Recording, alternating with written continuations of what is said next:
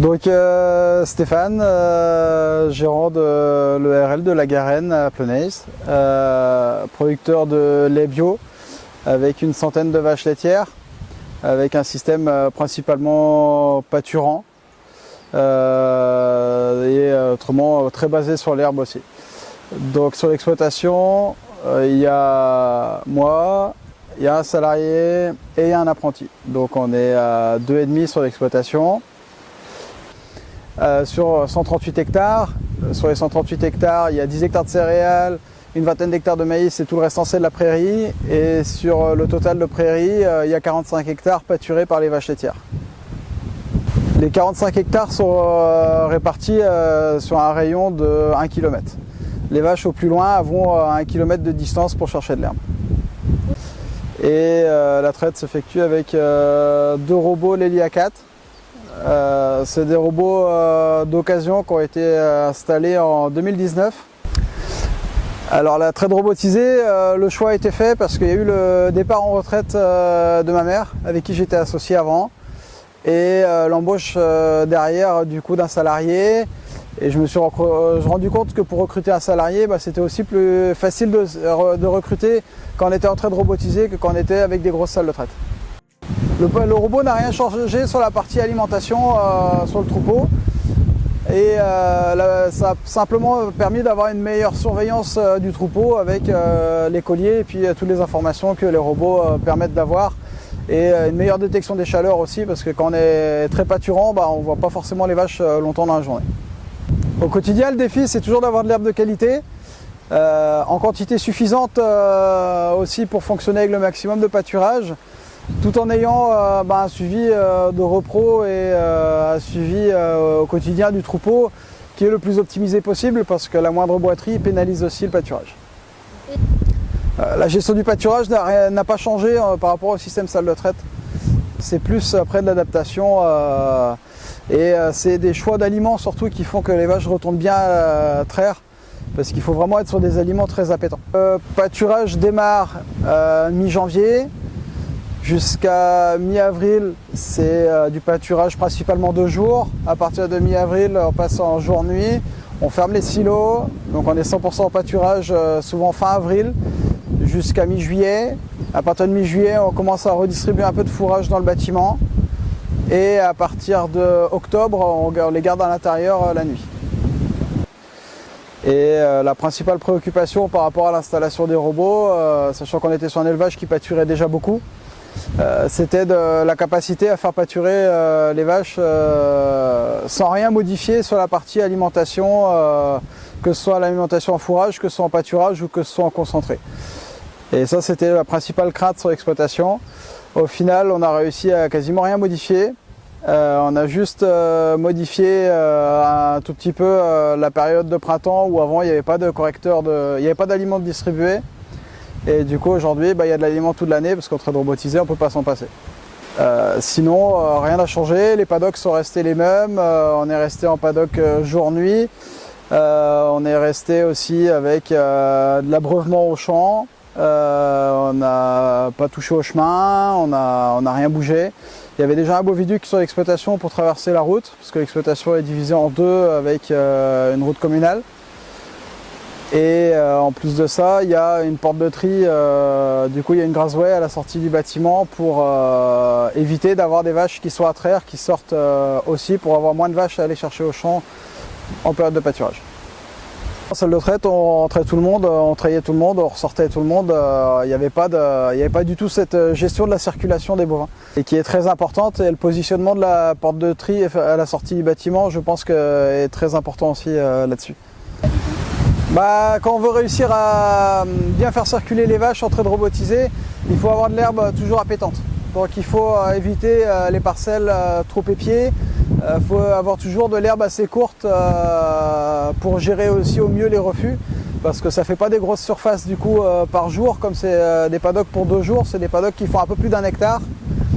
Et comme il n'y a paddock de jour et paddock de nuit, il faut réussir à être toujours sur des stades assez jeunes en pâturage. L'accès au pâturage n'a pas changé de place par rapport à avant. On l'a simplement mis à l'emplacement de là où elle sortait avant pour essayer de perturber le moins possible.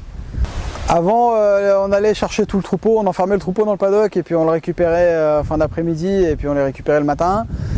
Aujourd'hui, c'est que celles qui sont plutôt en fin de lactation, qui ont tendance à ne pas rentrer toutes seules au robot parce qu'elles n'ont pas suffisamment de lait et surtout elles ont très peu d'aliments aussi distribués au robot. Donc elles sont aussi bien dehors quand il fait beau qu'à l'intérieur du bâtiment. Donc du coup c'est celle-là qu'il faut aller chercher et c'est le matin, c'est une dizaine, une quinzaine de vaches matin et fin d'après-midi aussi. Non, c'est pas une grosse contrainte parce qu'en même temps ça permet de changer le paddock quand il y a le paddock à changer et d'avoir une surveillance par rapport à l'abreuvoir, par rapport à la pousse de l'herbe. C'est pas quelque chose qui est dérangeant à faire au quotidien. Après, souvent les vaches les plus en retard sont quand même dans les logettes dans le bâtiment et rarement au pâturage parce qu'avec la porte de tri, ça permet quand même de limiter beaucoup les retards. Alors sur la gestion du pâturage, sur la Grazway, on peut choisir les horaires de sortie. Si on veut faire des pauses dans la journée aussi pour bloquer les horaires de sortie, et quand on fonctionne avec paddock jour à paddock nuit, on peut aussi rentrer les horaires pour les changements de paddock toute la journée.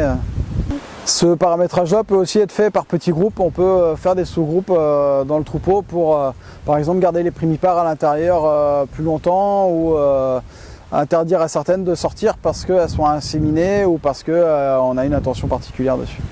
Avec le logiciel Horizon, on arrive à tout faire d'une manière assez simple et à partir du téléphone aussi. Et aujourd'hui, même les stagiaires arrivent à le faire aussi pour faire le suivi du troupeau. Quand ils ont besoin d'aller chercher des informations, ils arrivent à le faire. Donc c'est quand même quelque chose c'est une sacrée évolution, le logiciel Horizon. On a tendance à être plus perfectionniste sur la partie suivi de troupeau parce qu'on a aussi les informations plus en amont qu'avant avec toutes les informations qui sont dans le logiciel. Par contre, derrière, ça demande aussi de consacrer du temps par rapport à l'analyse de tous ces éléments-là. Sur la production fourragère, il n'y a pas eu d'impact sur l'exploitation parce que le pâturage n'ayant pas changé, il n'y a pas eu d'impact. La seule différence qu'il y a, c'est qu'avant j'arrivais à mettre un peu de colza fourragé et qu'aujourd'hui la gestion du colza fourragé, comme il faut le rationner, est compliquée vu que le pâturage est glissant sur toute la journée. Le pâturage aujourd'hui ça permet quand même de gagner en autonomie et ça permet quand même d'avoir un coût alimentaire compétitif ramené en moyenne sur l'année. Parce que derrière, aujourd'hui, surtout en bio, tout coûte cher et le prix n'est pas au rendez-vous. Donc du coup, ça permet quand même d'optimiser ce qui peut être optimisé sur la partie alimentation. Le coût alimentaire s'est pas dégradé entre avant l'installation des robots et maintenant. C'est une répartition un peu différente de l'aliment sur l'année. Je suis resté avec le même budget sur l'année, les mêmes quantités distribuées sur l'année. Par contre, j'ai réparti différemment parce qu'avant au printemps on n'en mettait pas et on en mettait un peu plus en hiver et puis maintenant on a mieux réparti sur l'année. Oui, aujourd'hui les objectifs sont globalement atteints. À cette époque-ci de l'année, en toute herbe, on est à 23-24 kg par vache en moyenne avec 1,5 kg de maïs grain au robot.